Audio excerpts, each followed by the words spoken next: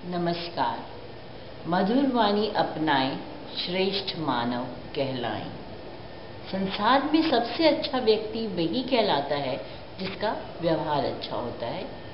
उसे संसार में, समाज में, परिवार में सब कोई अच्छा समझता है। जिस व्यक्ति का व्यवहार विनम्र, मधुर व प्रिय होता है वह संसार का श्रेष्ठ मानव कहलाता है। व्यवहार के समाज में, संस्थाओं में, परिवारों में कई रूप हैं जिन पर सबसे अधिक प्रभाव हमारी वाणी का पड़ता है। मधुर वाणी से सभी को सुख मिलता है, संतुष्टि प्राप्त होती है। इसलिए मधुर वाणी अपनाएं और श्रेष्ठ मानव कहलाएं। वेदों में वाणी के व्यवहार पर बहुत कुछ ज्ञान दिया गया है।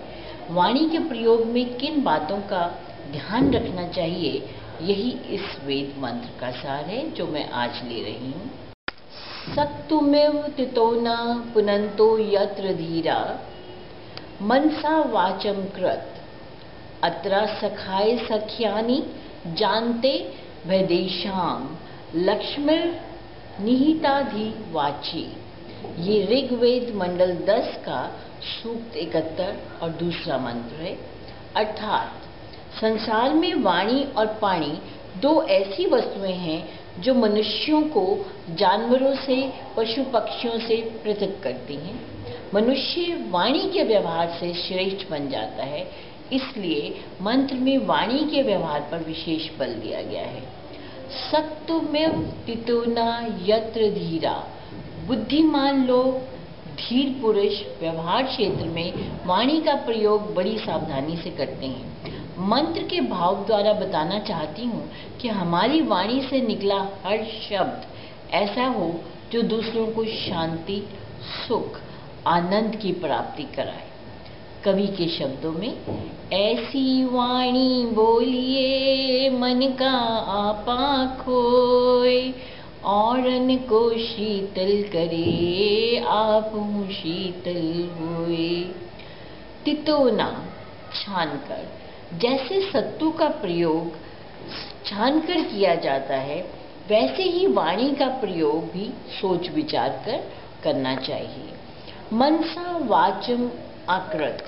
वाणी का तीसरा गुण, वाणी ज्ञान रूपी चलनी में छानकर शुद्ध करके प्रयोग करनी चाहिए।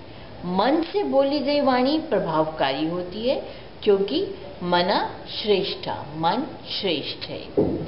अत्र सख्याय सख्यानि। हमारी वाणी का प्रयोग मित्र भाव हित के लिए, कल्याण के लिए हो। जहाँ ऐसा होगा वहाँ स्वयं ही सुखद वातावरण हो जाएगा।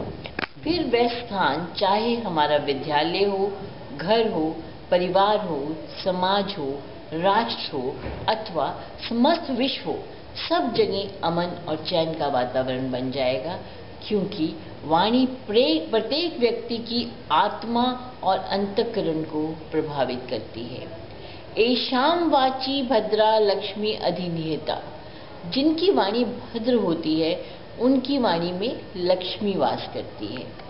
कल्याणकारी वाणी ही संसार में अमृत की वर्षा कर सकती है।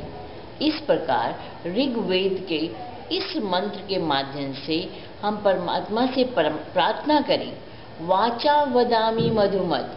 हम अपनी वाणी से जो भी बोलें वह मधुरता से युक्त हो। मम चित्तम उपयासी।